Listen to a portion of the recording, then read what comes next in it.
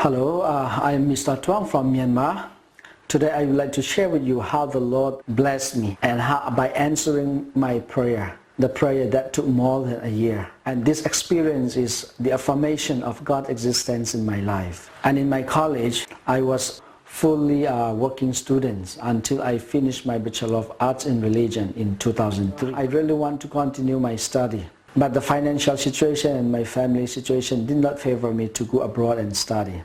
So it was in 2004, October, that I decided to go to Malaysia to work there and to save some money for my further study and to support my family back home. On the very first day, I said to my boss, I won't be able to work on Saturdays because I have to go to church. And the boss told me that, that's fine, but if you do not work on Saturdays, your wage will be very low because during the weekends we pay double. By God's grace, I was able to have day off every Sabbath, but of course, as the boss said to me, my wage was very low and there were times that I was not able to save, not able to support my family back home. But still, I thank God for giving me the faith that He has 1,000 ways for me, even though there seems to be no way. When I started working there as a construction worker, the desire to go further study is much stronger and deeper probably because of the hardship and the difficulties that I experienced at that time. While working and praying, I tried my best in order to be able to get any sponsorship or scholarship. I collected emails from Adventist-related news and magazines. Every time I saw Adventist universities and colleges advertised in the magazines and news, I was so excited. I collected emails and I wrote and sent a lot of emails. No reply came to me. But still, deep down in my heart, I believe that God has a plan for me. Someday, somehow, the Lord will open the way for me.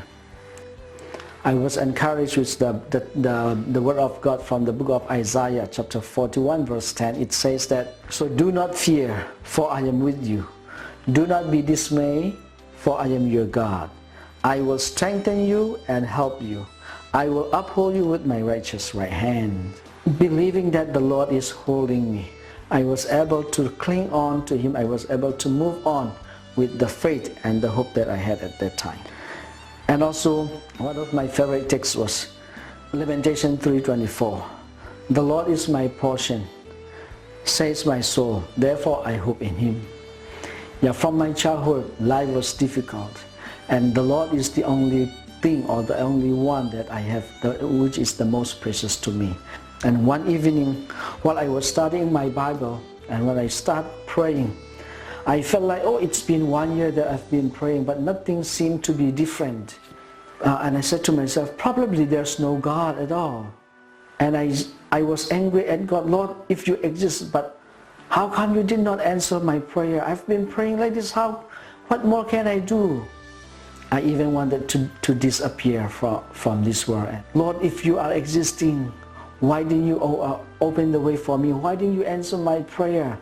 And I was irritated to God, and I took off my wrist watch and I threw it on the floor. Nothing happened to the watch. And I picked it up again and I threw it again for the second time. It was a little bit cracked, and then I picked it up again, and the third time I threw it, and finally it was broken. At that moment, I felt like something completely left me. I was started to be afraid and feel like lonely. Oh, now, if I deny the existence of God, whom should I rely on? I have been living with the faith and the belief that the Lord is my portion, therefore I have hope in Him. He is the only hope I had. But now if I deny His existence, whom shall I go? I felt so lonely and I felt afraid. And I knelt down once again. Lord, I said, Lord, please forgive me. Please help me in my lack of faith. And I started to read my Bible again. I confessed my sins and my weakness and start praying again.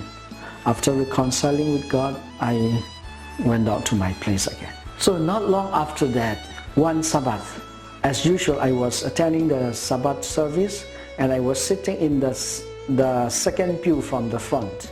And on that Sabbath morning, somebody with a short pants came inside the church. joining us the worship. In my surprise, nobody did not greet him or saying happy Sabbath or shaking.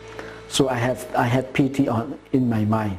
When we stood up for the Sabbath school closing program to sing the hymns, I stepped back to him and shared my church hymnal.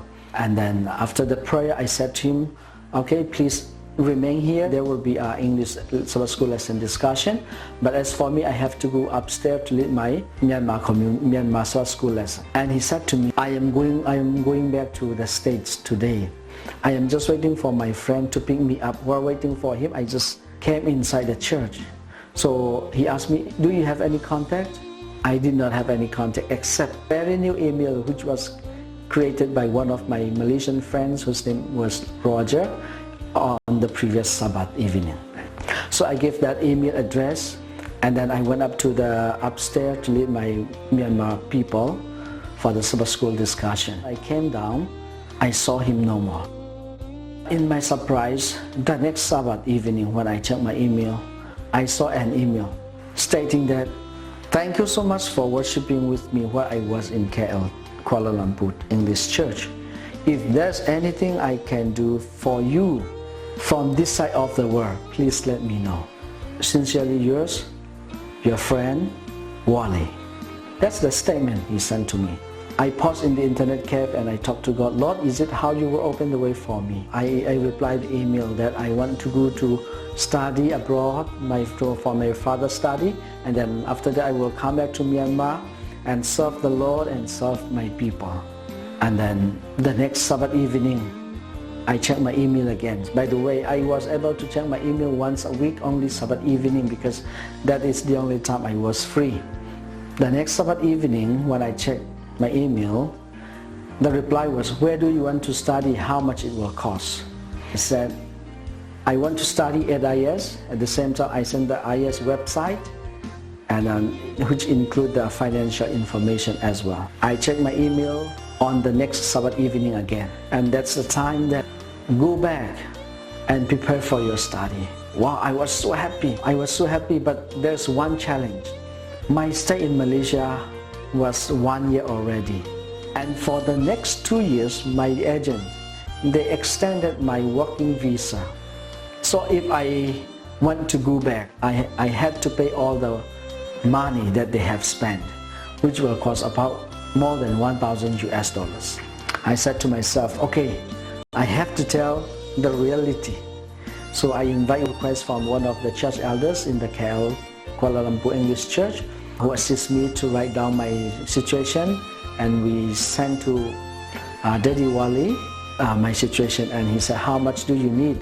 To make it short, he sent all the money that needs to be paid. Then I got my passport and I went back to my Myanmar, and I flew to the Philippines on May 16, 2006.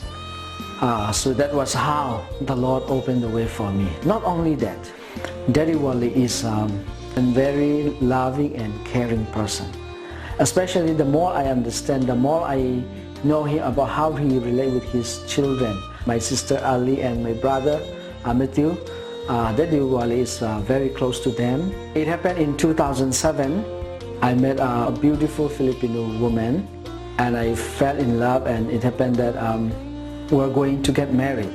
I was a little bit afraid that Daddy Wally might say, what's going on? And I told him all the situation, and he finally said, okay, as long as you want to study, I'm going to support you. Don't worry. And he encouraged me, he prayed for me, and he always encouraged me to have faith in God. He really is amazing. It was in July 10 that I got married to Eileen, and Daddy Wally came and stood on behalf of my father on that big day, and he is really the source of my courage and strength at that time. In October 2008, I finished Master of Divinities from IS. After that, we served as frontier missionaries in the Philippines for a few years. It was in 2012, October, that we decided to stop our missionary work, and then wanted my wife to continue her study, her course to finish. And our plan was after she finished, we will go back to Myanmar and serve there. But it happened that in 2013, December 8, my wife Eileen gave birth to baby girl, and the next day she was operated because she had lung problems and there's water in the lung, and upon the operation it was not successful, and sadly she passed away. So she left the baby alive. It was so difficult for me in every aspect at that time. So when I look at the baby, she was breathing and breathing out, being alive, but the mother has gone, and it was really heartbreaking to me. And also my 6-year-old son asking me, when is mommy coming back? It's really painful. It's really hard for me. When the baby was 7 months, I decided to go back to Myanmar. So on the way back to Myanmar, we have the layover in Bangkok, and while at the Bangkok airport, I saw myself carrying the 7 months baby and holding our family luggages, and also with my backpack, and also seeing my son carrying his own backpack, and the three of us so busy and so difficult to move. At that time I was crying, and I said to God, Lord, if there's a woman who will love me and who will accept me and my children, I am willing to get married again, please. And that's the time that I really wanted to have another wife, or from that time. I started to pray, and I put the list. I have 10 lists. Pray to God, Lord, if you really exist, and if you really care about me and my children, please give me a woman like this. That's my prayer. And to make it short, God gave me exactly as I pray. Even one is better than in the prayer list, because God knows what is better for us. When we completely trust in Him, He gives us what is better for us. So for the list, I have the 10, but I'm not going to share here right now. It will take a very long time. To make it short, I was invited to teach in the college where I graduated 10 years ago. So I went to the college, and the very first day I saw a woman who was very attractive to me. So with that woman, according to my prayer list, 100% plus complete, and the Lord gave me. To make the story short, after she finished her study, got married on October 16, 2014.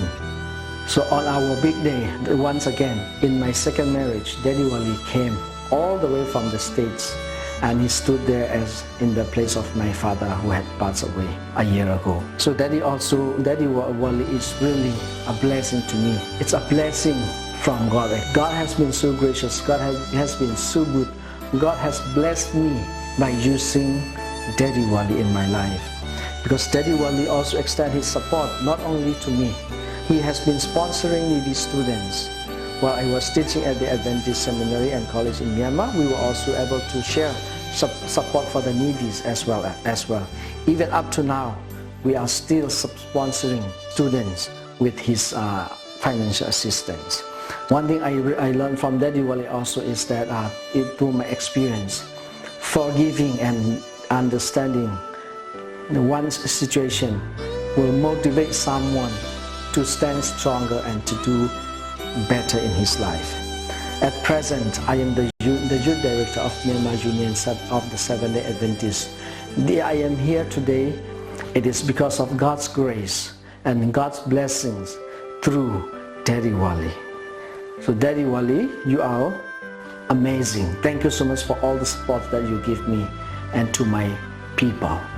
We love you, and long life and God bless.